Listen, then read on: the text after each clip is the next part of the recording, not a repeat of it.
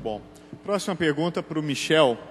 E a pergunta é a seguinte: como você vê a localização da produção e do consumo baseada na ideia de peer-to-peer? Por exemplo, estruturas de compartilhamento que sejam financiadas na escala local. E que tipo de papel pode o empreendedor social ter nesse tipo de arranjo? A pergunta é por anônimos, e não falou o nome. Okay, so, well, first of all, I want to say that, you know, when we talk about localization in a P2P context, it's always global localization. So there's always this concept of you do things locally with local machinery and local people, but you're always connected to a global knowledge community. Now, it can be limited by language, for example, then of course, maybe you don't know English, so that will put limitations. But it's essentially deterritorial. The knowledge is not territorial, it's based on affinity. I think the key word in P2P is distribution, not in terms of distribution, but in terms of network distribution. So I think what we are building is a fully distributed infrastructure for production, for funding, for everything. Like if you look at funding, we now have social lending, so you can borrow from person to person. I'm not sure how well developed it is in Brazil, but I think you have it. But for example, look at the United States, more money is now being invested in arts and culture through Kickstarter than through the national education, or now what's called National Endowment of the Arts. So they're getting more money through peer-to-peer finance than they're getting from the government. It's already the case. So that tipping point has already been reached. Crowdfunding, which is getting money for your project from other people. Now you have in the US equity-based crowdfunding, so you can actually invest, legally invest. But I would like to make a distinction between what I call distributed capitalism and a commons economy. It's not the same. For example, if you do crowdfunding or social lending and your only motivation is how do I get more interest on my money, yes, you're distributed, but you're still fully operating with the current logic. It's just that on a smaller scale, but you're still in the same economic logic. But if you look at, for example, the Spanish group called Goteo, which does commons-based crowdfunding, it's entirely different. It builds community, it builds long-term investment, it gives equal shares to every contributor, so it has a different value system. And I think that's where the social entrepreneurs come in.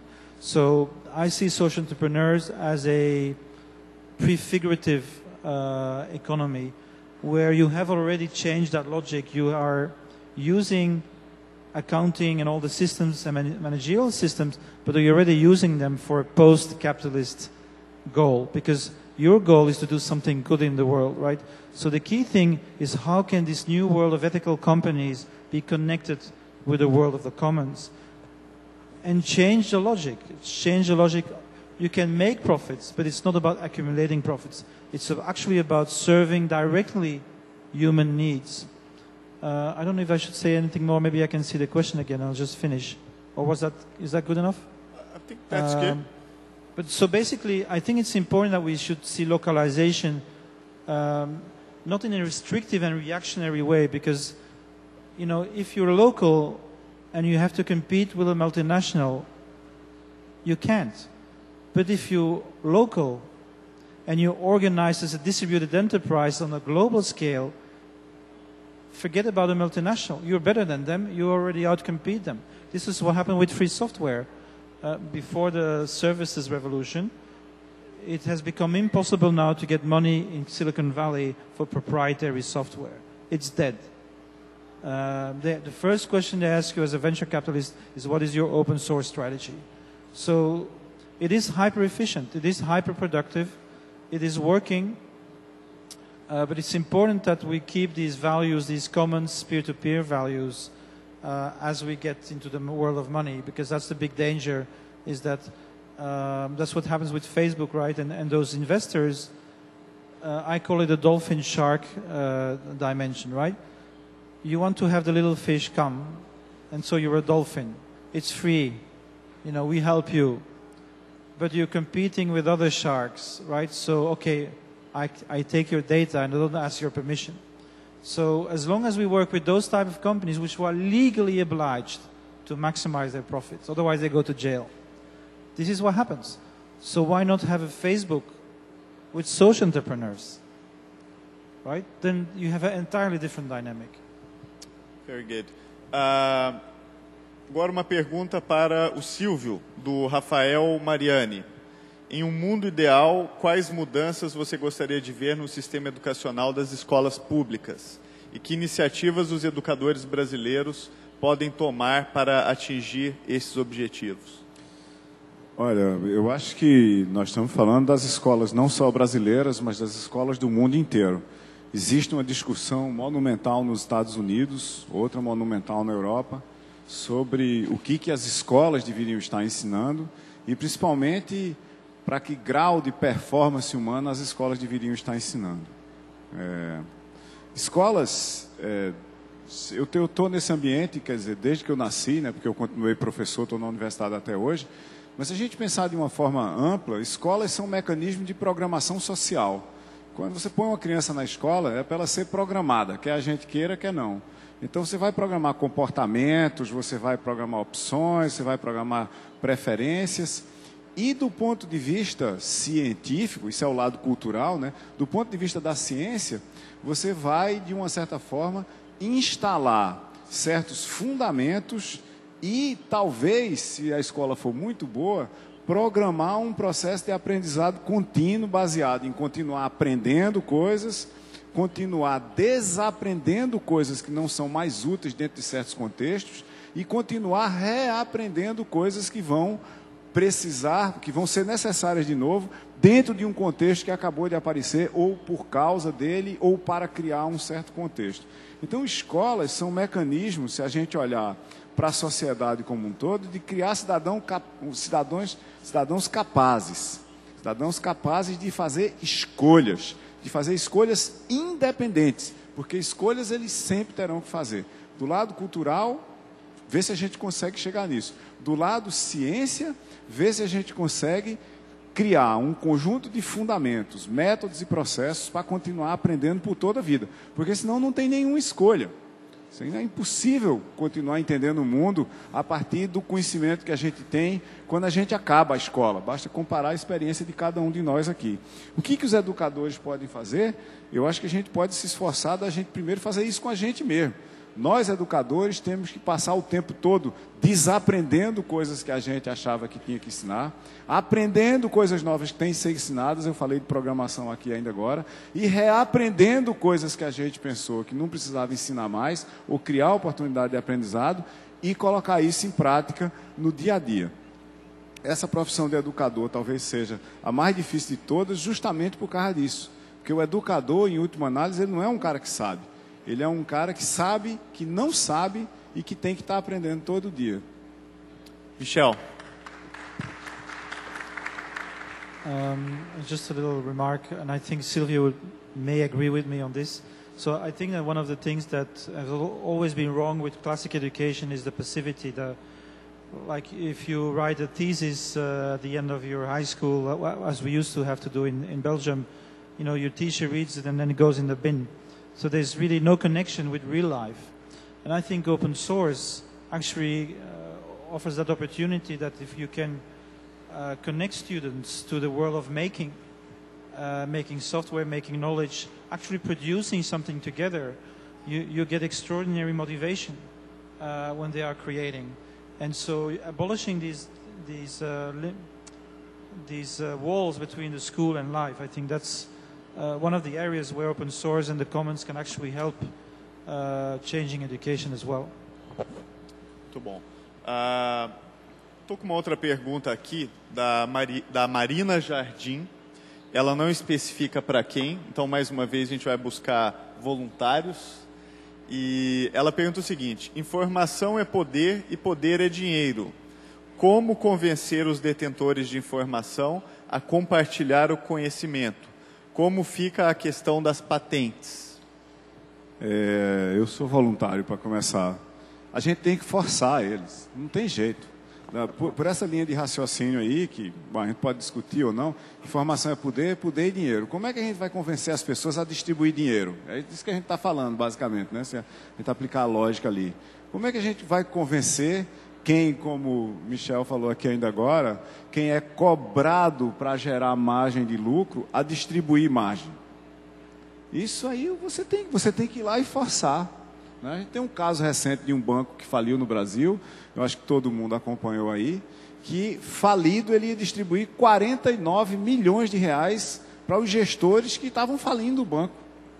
Mesma coisa aconteceu nos Estados Unidos, na Europa, recentemente na crise. Então, dinheiro é um problema, mas para certo tipo de gente ele resolve muitos problemas, eles não estão a fim de distribuir um centavo que seja.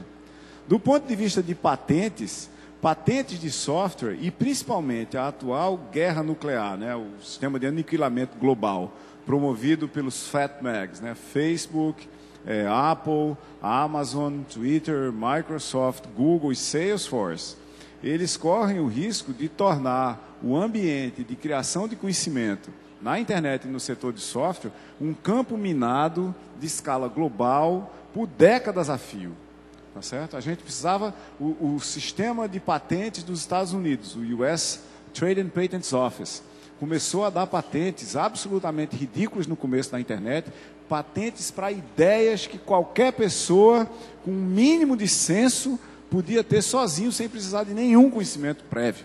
A patente mais idiota que eu conheço, de todas, é a One Click Shopping, que foi dada para a Amazon, que, diga-se de passagem, a Amazon nunca usou, e disse que tem essa patente para se prevenir de um eventual uso contra ela por outros que tenham patentes semelhantes, o que evidencia claramente uma espécie de uma guerra fria de conhecimento, onde todo mundo está se precavendo contra o resto do mundo de vir tomar o que supostamente é o seu direito de usar uma ideia que qualquer um de nós poderia ter. Eu, em particular, sou contra patentes de software. Nós estamos no limiar de criar patentes de software no Brasil, porque aqui no Brasil, para vocês que não são brasileiros, estão na audiência, tem um pessoal aí com maquininha de tradução no ouvido, aqui no Brasil tudo que é dito em inglês é verdade.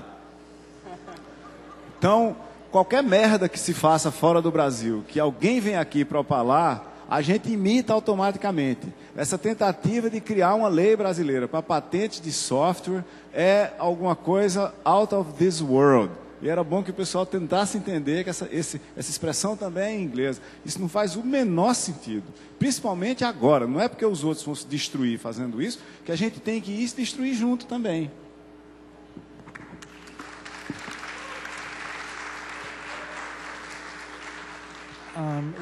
Okay, so one thing about patents, I think, if you actually look at the data, there's an inverse relationship between patents and innovation. So the more patents you have, the less innovation you have in the sector. So they're very bad for society, not just in software, but actually systematically. There's a book that just came out that asks the question, why was it that Germany took over the UK at the end of the 19th century? And the data is very clear.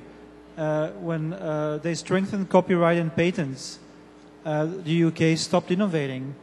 And in Germany, they were still circulating the books. They had like 1,000 times more books in Germany being published because they didn't have copyright.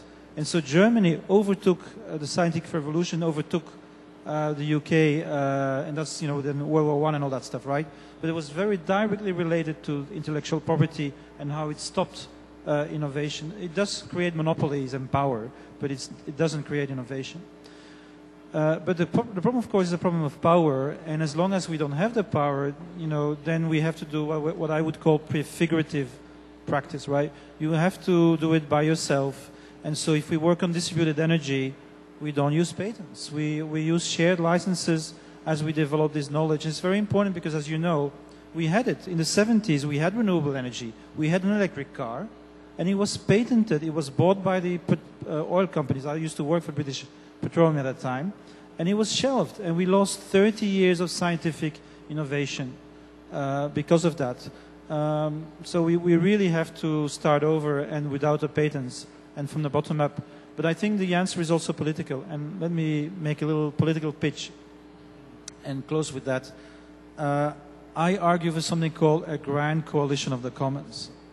Okay, maybe too early in Brazil, but it's possible in Europe now. Why? Because we have the pirates. The pirates are the party of the digital commons, and they represent precarious youth. 18 to 34 years old, the majority of the young people are voting pirate. The Greens are the party of the natural commons, and they represent all the knowledge workers, the knowledge class, if you like, the bourgeois bohemian, as we call them in Europe. Then we have a new left, which is re-emerging like in Greece, which represents what is left of the industrial working class, but also especially government workers. And then we have the social liberals, which represent the progressive entrepreneurs. If we can create a coalition like that, we can have a new majority, a new progressive majority for a commons-oriented social development, which can replace the labor-based coalitions, which are no longer, maybe they still work here, but in Europe we only have 70% of the population actually in physical production. So that world is dead for us. We need to reorganize ourselves politically, and I think that the commons can actually offer this kind of ideology, you know, that is no longer private versus public, but private, common, and public, and find a new way of rearranging those three pieces of the puzzles to give more freedom in our social arrangement. So that's when we can do the politics, because if we don't have that, we can't force them. We also need politics to do that. Yeah. I just would like to underscore the political point, which is, as I said earlier, the government does not want to release this information. They are reluctant. There is a cultural change that is happening, though, because of leadership.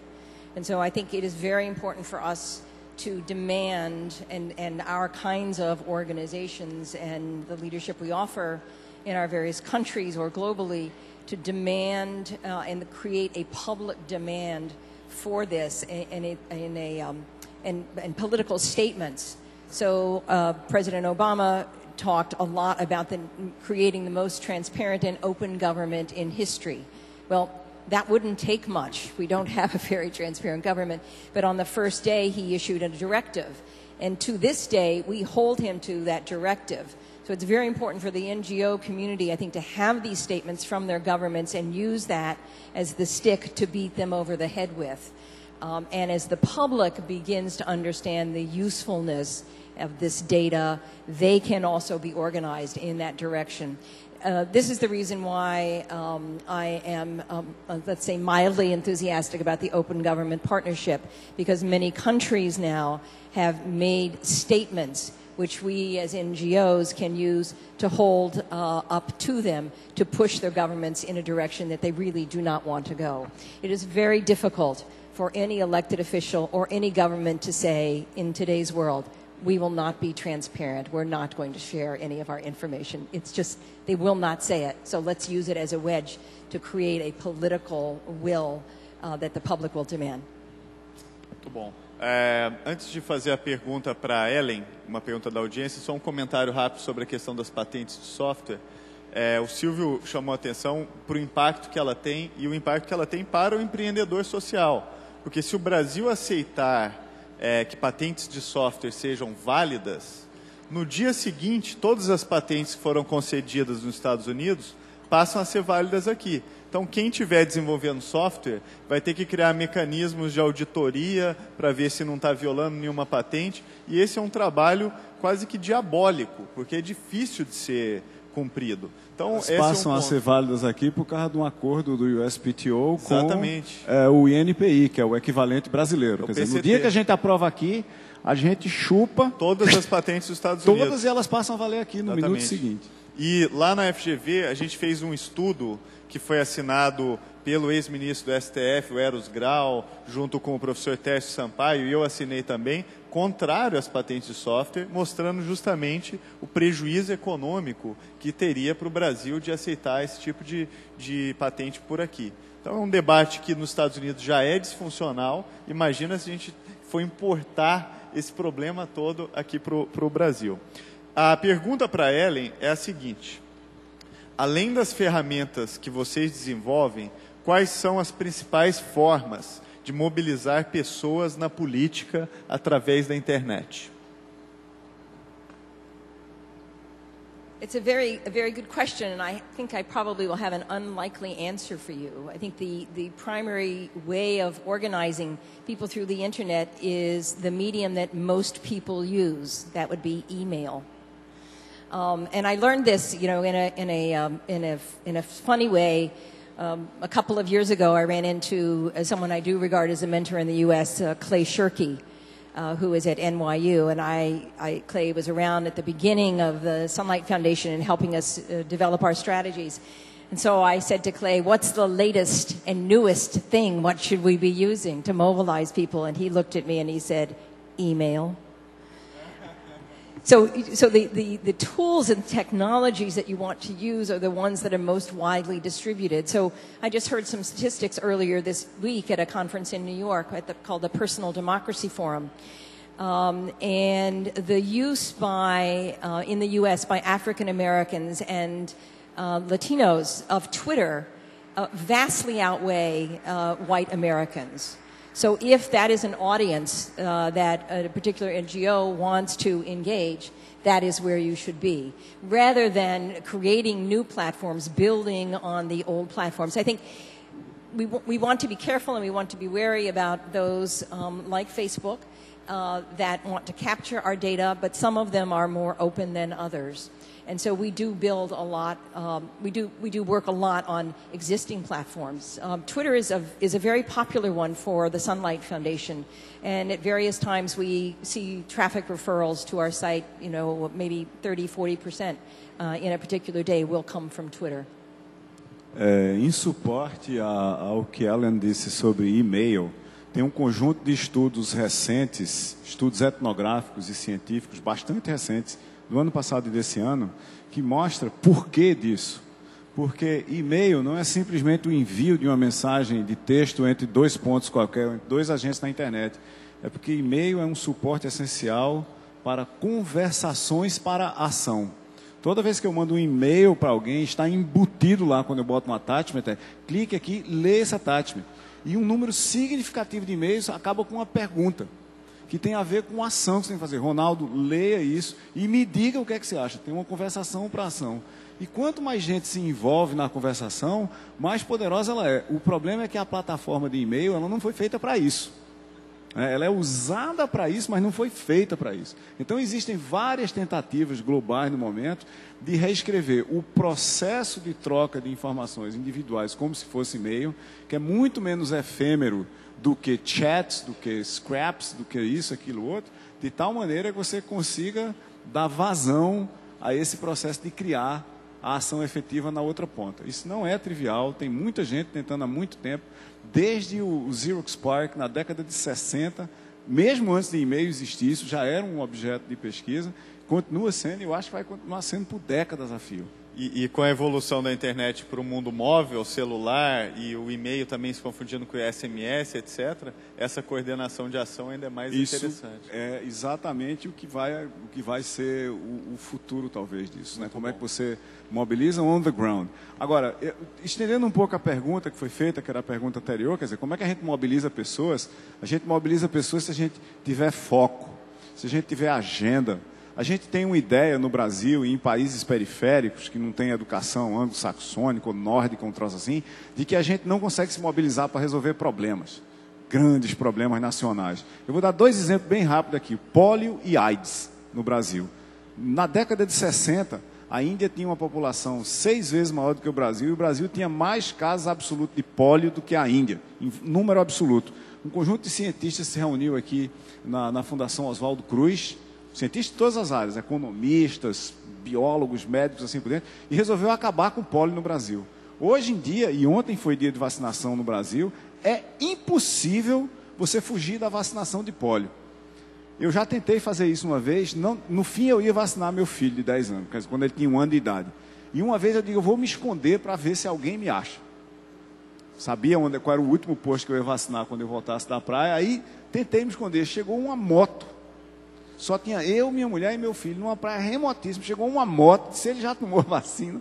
Então a gente resolveu o problema da polio. O problema da AIDS no Brasil, do medicamento, do tratamento da AIDS, da conscientização social, nós quebramos patentes, trouxemos fábricas para o Brasil, brigamos com multinacionais, revisamos uma parte do sistema de saúde e resolvemos o problema.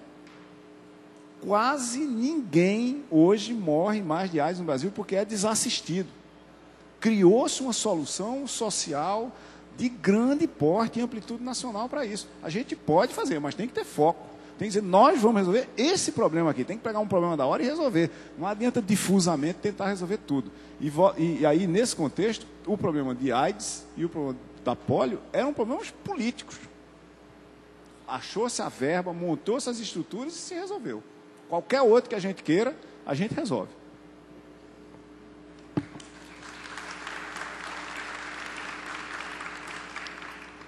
Okay, what I want to say is pretty much the same thing, and I think there's a tendency in the digital generation to fetishize technology, and I think this is not necessary. So it's not about Facebook or Twitter. It's about using the right combination of technology around a shared goal. And I think this is the important thing: is the object of cooperation, what people care about, and then finding a best set of tools. And, you know, I get it all the time, people who has, oh, you know, we need a better platform. And it goes on and on and on and on, and it never comes. And, you know, you see the revolution in Egypt was Facebook, you know, owned by a company, and the old phone, the Chinese phone. And that, you know, that was enough to generate the mobilization. So I think this is, and also I think free software, I think it's good, free software, it's important. But the most important thing is to reach people. So using a tool that's ideologically correct, but that only reaches, you know, people who are already convinced of the same thing as you, it's useless. So, you know, if we need to use Facebook to reach people, then we use Facebook. But we make people critical of the tool they use at the same time.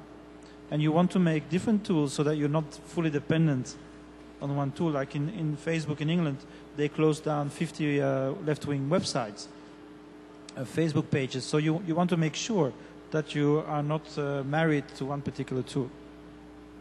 Tá ótimo. A gente já está chegando a hora de fazer o nosso fechamento. Então, eu vou falar só algumas considerações que eu acho que foram importantes para esse debate aqui hoje. Depois eu vou passar a palavra para considerações finais de cada um. Como deu para ver, isso aqui é o começo de várias conversas. Eu acho que esse debate mostrou claro que essas conversas elas precisam continuar das mais diversas formas possíveis. A gente falou, por exemplo, de problemas como a dualidade entre o mundo for-profit, non-profit. A gente falou da questão de como a transparência pode ajudar a tomar melhores decisões sociais. Eu acho que um outro ponto importante que foi levantado nos debates é a questão da coordenação da ação. Eu acho que a ação, quando ela é coordenada só pelos mercados, muitas vezes ela gera externalidades negativas e problemas, como a gente vê com a questão da sustentabilidade. E eu acho que outras formas de coordenação da ação, como peer-to-peer, formas de diálogos que estão emergindo com a tecnologia, ajudam a coordenar a ação de uma forma muito mais racional, fazendo com que as pessoas possam ter escolhas melhores do que as escolhas feitas puramente pelo mercado. Com isso, eu gostaria de passar para as considerações finais de cada um e vou dar mais ou menos 2 minutos para a gente fazer o encerramento dessa conversa aqui, que eu espero depois continue de várias outras formas, inclusive mediada pela tecnologia. Então, Ellen, por favor. Thank you. Thank you very much again for bringing this stimulating panel together. Two colleagues, now colleagues that I have never met before. So I think for me, what is core about our conversation this morning has been the very simple notion that information is power. And that at the heart of the transparency movement has to be the redistribution of power. For me, again, it is a new economy of information, and yes, we can make money off of that. we can service the public good, but the most important thing is to redistribute and provide the information that citizens need to lead an engaged life, and so we have valid democracy. Thank you very much again for having me. Thank you. Silvio. Olha, é um grande prazer estar aqui. Eu concordo com o que a Ellen disse. Eu queria estressar. Nós começamos falando de inovação, não é? E isso aqui, todo esse evento, Rio +20, é sobre sustentabilidade. Eu estive aqui na quinta-feira discutindo sustentabilidade da própria educação. E tem uma pergunta que ficou no ar, o próprio Ronaldo fez várias vezes sem mencionar a pergunta. Quer dizer, inovação tem alguma coisa a ver com sustentabilidade? E eu vou voltar à primeira coisa que eu disse aqui. Tem sim, porque inovação não tem nada a ver com tecnologia necessariamente. Inovação é mudança de comportamento pessoal, mudança de comportamento de grupos, mudança de agentes em todos os mercados. E isso a gente só vai conseguir se a gente mudar os processos educacionais para eles criarem mais significado.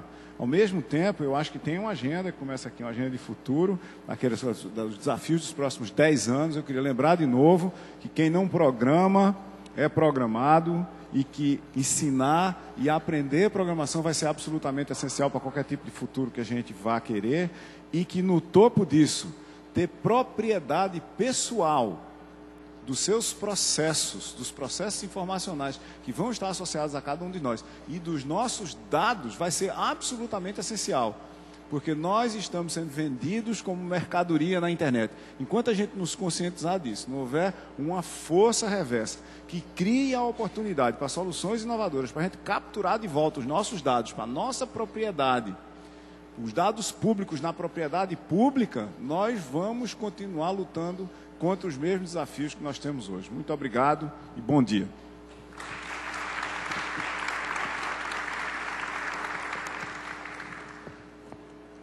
I would like to use a kind of analogy. So let's imagine you're in a relationship and it's not working very well. And you want a better relationship. And the other partner doesn't want a better relationship. So you start fighting and fighting and fighting. And there is a moment when you say, it's not going to work. I stop fighting. And when you stop fighting, you kill the relationship. The beast, the relationship, actually lives not just from your love of it, but actually also from your energy against it.